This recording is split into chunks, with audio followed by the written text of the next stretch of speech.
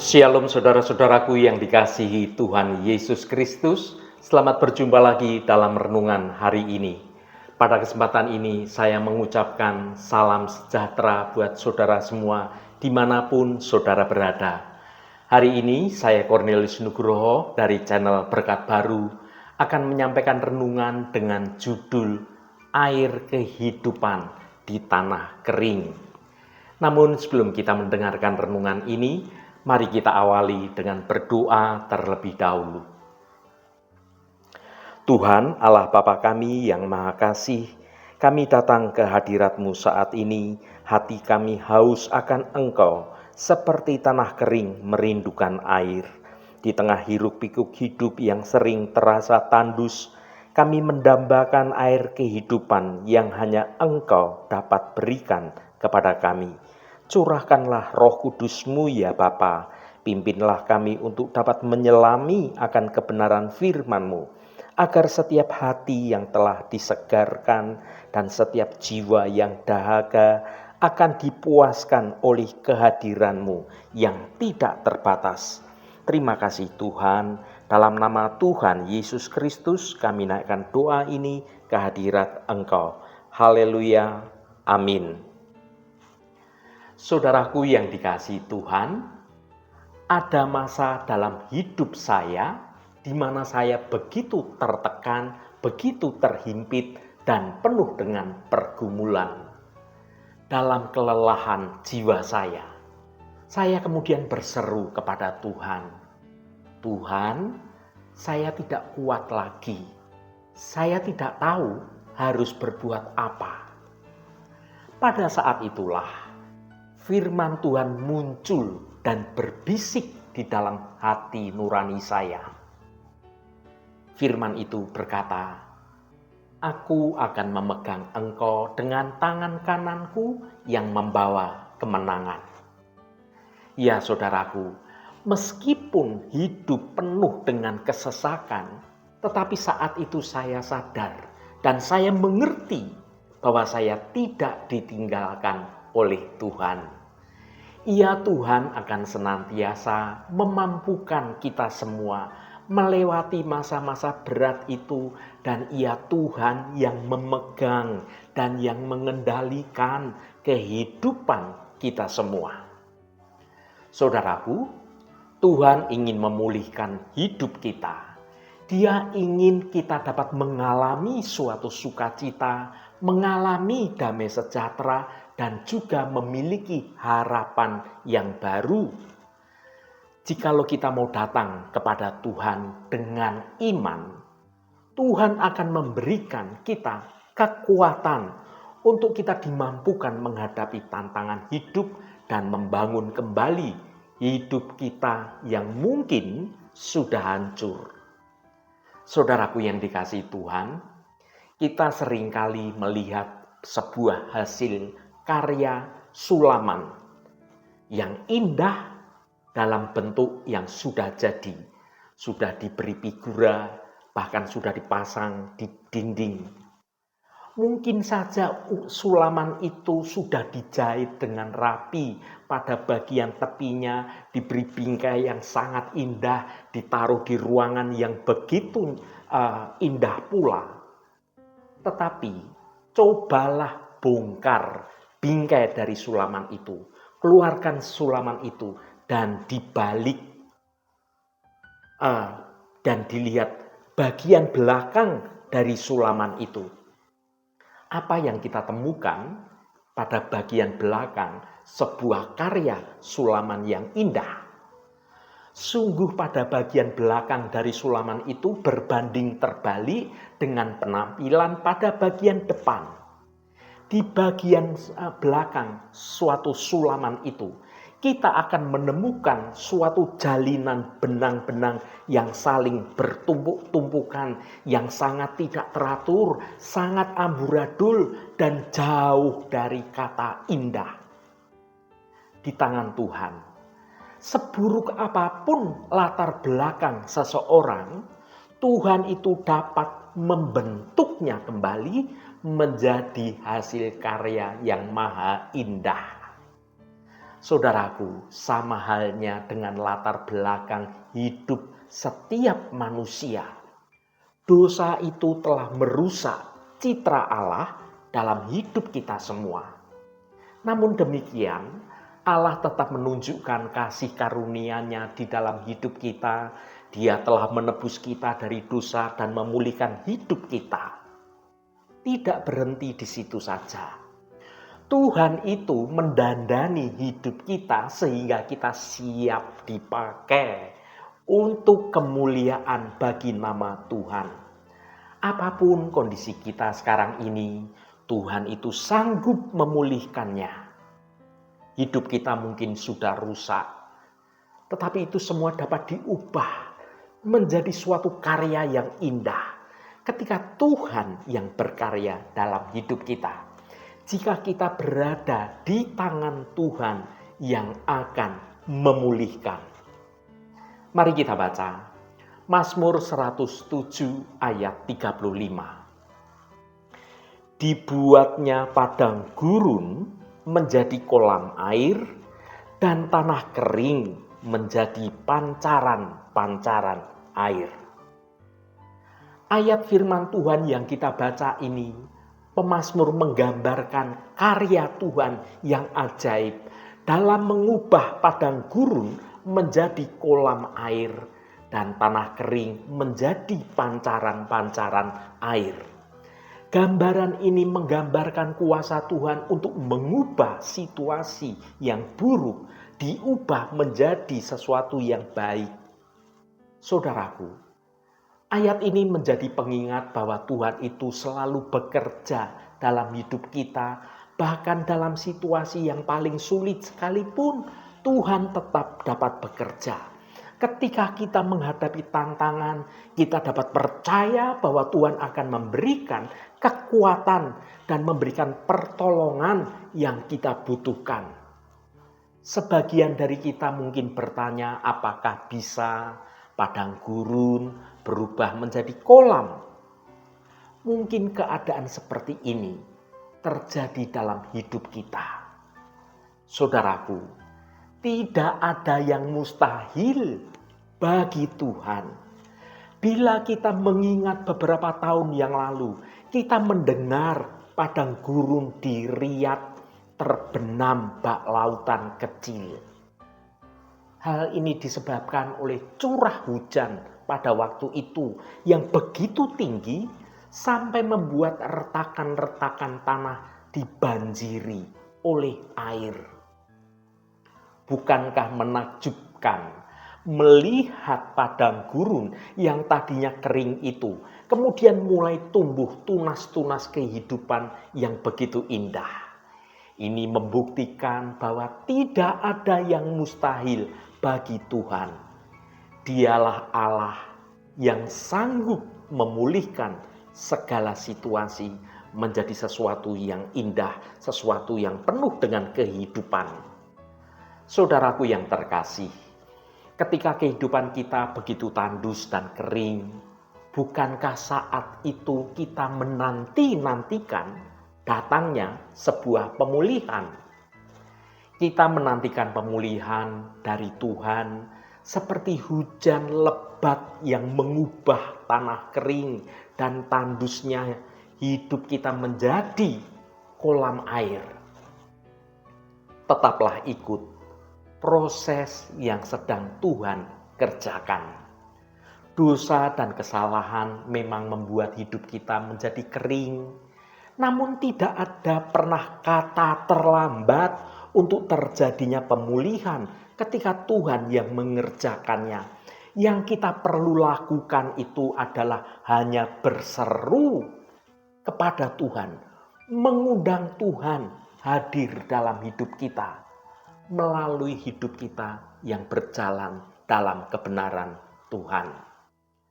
Dan pada saat itu, Tuhan akan membasahi hati kita yang kering serta menumbuhkan suatu kehidupan-kehidupan yang baru bagi kita, harapan-harapan yang baru, pintu-pintu yang terbuka, jalan-jalan yang baru Tuhan bukakan di depan kita.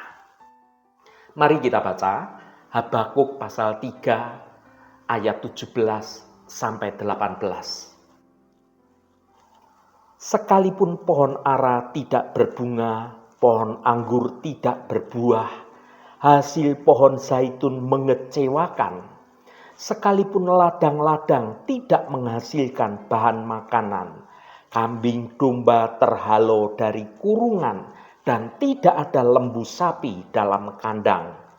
Namun aku akan bersorak-sorak di dalam Tuhan, beria-ria di dalam Allah yang menyelamatkan aku. Saudaraku yang terkasih, dalam menjalani hidup ini ada kalanya kita menjumpai situasi yang begitu buruk yang mungkin kita tidak bayangkan, apalagi kita harapkan. Ketika berada dalam situasi yang suram seperti itulah, bisa jadi kita akan merasa kecewa atau bahkan merasa putus asa. Tetapi kita tidak boleh mudah menyerah, sebab Tuhan pasti masih sanggup untuk mengubah segalanya. Tuhan mampu mengubah yang buruk menjadi baik, dan Tuhan juga mampu untuk memberkati serta memulihkan hidup kita. Percayalah bahwa segala sesuatu yang kita alami itu bukanlah akhir dari segalanya tentang hidup kita. Sebab Tuhan masih memiliki rencana yang terbaik bagi umatnya yang setia. Maka daripada itu, saudaraku, iman kita harus tetap kuat dan tetap teguh. Kita bisa melihat tentang kisah Yusuf saat dia mengalami situasi yang tidak baik. Yusuf dibuang oleh saudara-saudaranya serta sempat dipenjarakan, difitnah, dipenjara. Namun ia tetap setia pada Tuhan hingga pada akhirnya Yusuf mengalami hal yang luar biasa terjadi dalam hidupnya. Tuhan memulihkan keadaan Yusuf dan hidup Yusuf pun menjadi berkat bagi keluarganya, bagi banyak orang, dan bahkan bagi banyak bangsa. Begitu pula saat kita mengalami hal yang buruk di zaman sekarang ini. Jangan cepat menjadi putus asa. Sebaliknya kita harus berfokus pada Yesus Kristus sebagai sumber penolong yang sejati. Yesus Kristus sanggup melakukan perkara yang besar dan tidak ada yang mustahil bagi Dia. Yakinlah bahwa Tuhan itu selalu turut bekerja di setiap masalah kita untuk mendatangkan kebaikan bagi kita. Mari kita baca Roma pasal 8 ayat 28. Kita tahu sekarang bahwa Allah turut bekerja dalam segala sesuatu untuk mendatangkan kebaikan bagi mereka yang mengasihi Dia, yaitu bagi mereka yang terpanggil sesuai dengan rencana Allah. Saudaraku, Tuhan tidak akan pernah meninggalkan kita pada saat kita menghadapi berbagai macam tekanan dan masalah. Tuhan itu selalu menyertai, bahkan menolong kita. Jangan mudah untuk menyerah, namun harus tetap optimis sebab Tuhan itu selalu ada dan selalu memberikan pengharapan serta selalu memberikan kepastian dalam hidup kita. Pengharapan di dalam Tuhan bukanlah hal yang akan mengecewakan kita. Tetaplah maju dan melakukan apa yang menjadi bagian kita, sambil tetap berserah, sambil tetap percaya, berpengharapan di dalam Tuhan saja. Kemudian di saat kita sedang mengalami hal yang buruk sekalipun, setidaknya teruslah engkau bergantung hanya pada Tuhan. Jangan malah menjauh dari hadirat Tuhan, karena Tuhan itu adalah sumber segalanya bagi hidup kita. Hanya di dalam Tuhan kita akan memperoleh pertolongan yang sesungguhnya.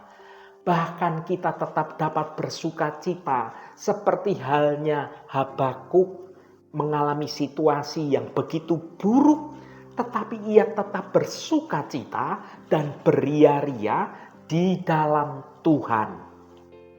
Saudaraku, ketika menghadapi situasi yang buruk, kita harus tetap menjaga perkataan kita, menjaga hidup kita tetap dalam kebenaran Tuhan. Jangan sampai kita mengucapkan hal-hal yang negatif dan juga melakukan hal-hal yang Tuhan tidak berkenan.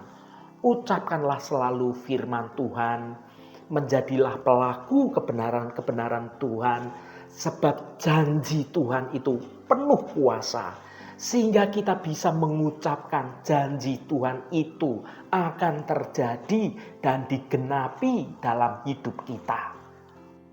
Sekalipun keadaan yang sedang kita hadapi belum berubah, namun teruslah perkatakan soal janji-janji kebenaran firman Tuhan itu. Jadikanlah Tuhan sebagai pusat kekuatan hidup kita.